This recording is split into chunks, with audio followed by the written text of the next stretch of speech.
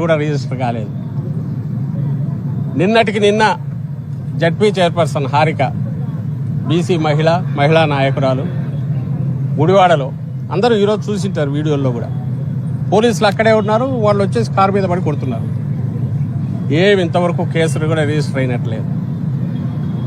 TDP వాళ్లకు సంబంధించినంత వరకు వాళ్ళు అటాక్ చేసినా చేయాలనుకున్న పూర్తి ప్రొటెక్షన్ పోలీసులు చేస్తున్నారు. వేరే వైఎస్ఆర్సీపీకి సంబంధించి డెమోక్రటిక్గా ఉన్న రైట్స్ను ఉపయోగించుకోవాలన్నా కూడా వాటికి అలౌ చేయకపోగా, పైగా మీరు ఇక్కడికి వస్తే గొడవలు జరుగుతాయని రానియకుండా ఉన్నారు.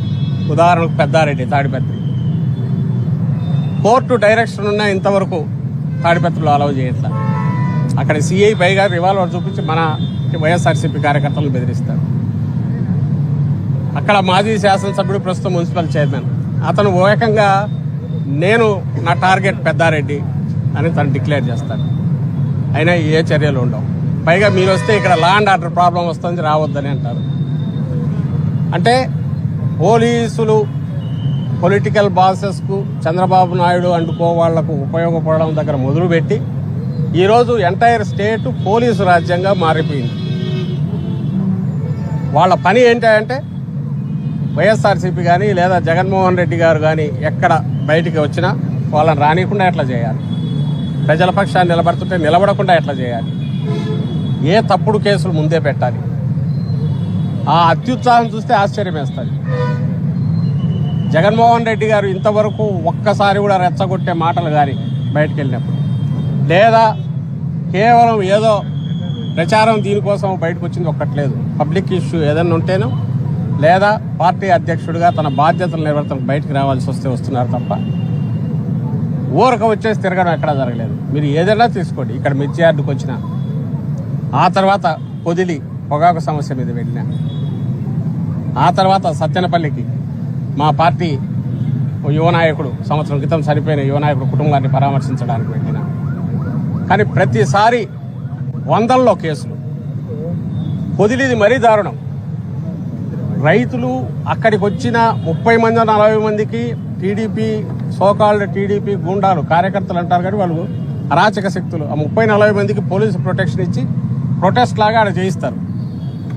మాది వేల మంది వైఎస్ఆర్సీపీ కార్యకర్తలు, రైతులు ఉంటే పైగా రాళ్ళు వాళ్ళు వేస్తారు. వీడియోల్లో క్లియర్గా ఉన్నాయి. కానీ ఈరోజు అరెస్ట్ చేసింది, జైల్లో పడేసింది వైఎస్ఆర్సీపీ కార్యకర్తలను, రైతులను దాదాపు నాకు తెలిసి 60-70 మంది మీద పెట్టారు. ఇప్పటికే 15-20 మంది దాకా అరెస్ట్ అయిపోయారు. ఇంకా బయటికి రాలేకపోతున్నారు. కోర్టులో ఫైట్ చేయాల్సి వస్తుంది. మొన్న తిరుపతి మామిడి రైతుల పరిస్థితి చాలా దారుణంగా ఉంది. అది నెల తరబడి ఆ ఎల్లో మీడియాలోనే వస్తుంది. వాళ్ళ మీడియాలో కూడా వచ్చాయి. పరిస్థితి దారుణంగా ఉంది. వాళ్ళ మీడియాలోనే వచ్చాయి. ట్రాక్టర్లలో మామిడికాయలు తెచ్చి రోడ్డు మీద పడేసింది. 100ల కొద్ది ట్రాక్టర్లు క్యూలు ఉండేది. ప్రభుత్వం పట్టించుకుంది. దాన్ని పరామర్శించడానికి ప్రభుత్వం నిర్లక్ష్య వైఖరిని, ప్రభుత్వం పట్టించుకుని దాన్ని క్వశ్చన్ చేయడానికి, వాళ్ళను పరామర్శించడానికి అక్కడికి వెళ్తే ఆయన ముట్టడికి వెళ్ళలేదు, అటాక్కి వెళ్ళలేదు, ఎలాంటి రెచ్చగొట్టే ఇది చేసేడానికి వెళ్ళలేదు. దీనికి వెళ్తే 5-6 రోజుల నుంచి మొత్తం 3 ఎస్పీలు, ఓ డిఐజీ, 1000-2000 మంది పోలీసులు అక్కడ కూర్చొని యుద్ధ వాతావరణం, కర్ఫ్యూ వాతావరణం క్రియేట్ చేశారు. లిటరల్గా కర్ఫ్యూనే డిక్లేర్ చేశారు. ఆ యార్డు క్లోజ్ చేశారు. ఎక్కడ బస్సు డిపోలని మూసేశారు. బస్సులు తిరగకూడదు, ఆటోలను బెదిరించారు, వెహికల్స్ ఏవి రాకూడదు అన్నారు. వాళ్ళు ఎంత నొక్కే కొద్దీ తన్నుకుంటూ అంతమంది, వేల మంది రైతులు, కార్యకర్తలు, అభిమానులు వచ్చారు. అయినా వాళ్ళకి ఏమి ఎలాంటి ఇది లేదు. పైగా ఆ వచ్చిన వాళ్ళల్లో ఎల్లో మీడియాకు సంబంధించిన ఒక ఫోటోగ్రాఫర్ ఎవడో వచ్చి అడ్డం దూరి అతను పెట్టిన తప్పుడు కేసు మీద ఈరోజు అన్యాయంగా అరెస్టు చేశారు. మీకు బాగా గుర్తుంటుంది, రామగిరి.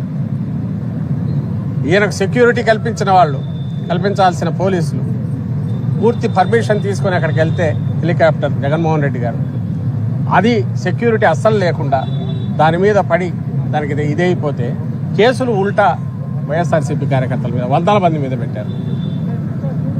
2-3 పేర్లు పెట్టడము అండ్ అదర్స్ అనడం, ఆ తర్వాత 100ల మందిని పెట్టుకుంటూ పోవడం. సో ఏతావాత ఈ రాష్ట్రంలో ఏముందయ్యా ఇప్పుడు అంటే పూర్తి పక్కా చంద్రబాబు నాయుడు డైరెక్షన్లో నడుస్తున్న పోలీసు రాజ్యం ఉంది.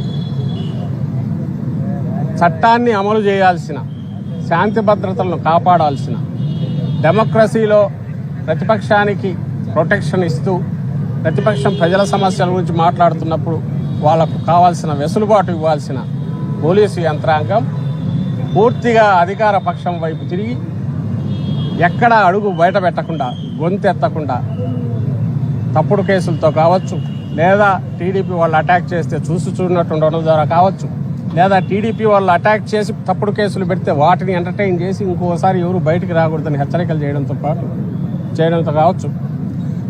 ఇలా రకరకాల పద్ధతుల్లో ప్రజాస్వామ్యం అనేదాన్ని ఖూనీ చేసి పడేస్తున్నారు. ఇక్కడ ఇప్పుడు ప్రజలకు చెప్పుకోవడం తప్ప ఏం చేయలేము. ఎందుకంటే ఎన్నికల్లో తీర్పు వచ్చింది, మళ్ళీ ఎన్నికల వరకు వెయిట్ చేయాలి. బట్ దీన్ని ఎలుగెత్తి చాటాల్సిన అవసరం ఉంది.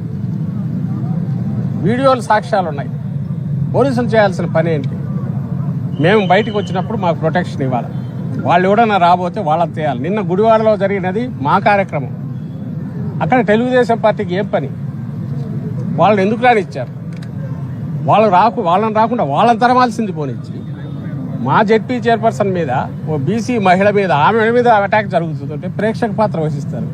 పైగా వీళ్ళని అరుస్తారు, వీళ్ళకి సర్ది చెప్తారు, మీరే పోండి అని అంటారు.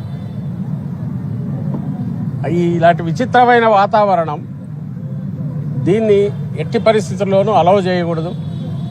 అందరికీ విజ్ఞప్తి చేస్తున్నాం. రోజు ఇప్పుడు ఇక్కడే గుంటూరులో మీరే చూస్తుంటారు, మీడియా వాళ్ళు చూస్తున్నారు, ఇక్కడ ప్రజలు చూస్తున్నారు. వారానికి ఒకటో రెండో జరుగుతున్నాయి ఏదో ఒకటి. But entire party, YSR party, Congress party అభిమానులకు, కార్యకర్తలకు, శ్రేణులకు చెప్తోంది, జగన్మోహన్ రెడ్డి గారు అండగా ఉంటారు.